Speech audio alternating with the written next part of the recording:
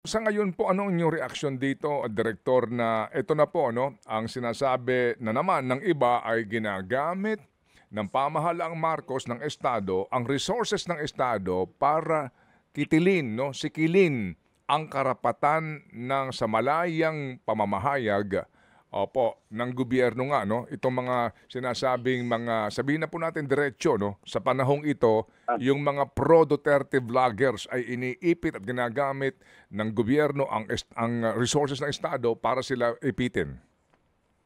Ay, hindi po gano'n. Sumusumpa ako sa Panginoong Diyos, wala akong directive magmula sa Malacanang o kahit kanino pa man. Ako ay gumaganap sa trabaho, krimen. May crime silang nakukumit, kaya kami kumikilos. Ganun po. Pero binabalanse ko po yung freedom natin, yung freedom of expression.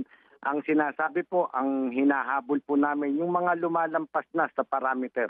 Wag naman pong ganun, fake news na ang sinasabi, ganun po. At yung balik tayo sa troll, sir, Mm. depende po yan doon sa na-troll. Kung magrereklamo ba o hindi, na-libel siya, kung magrereklamo siya o hindi. Pero kung bahala sila, hindi sila onion skin, hindi naman nagpapail ng reklamo, eh, wala po yun. Malaya po silang magpalitan ng kanilang mga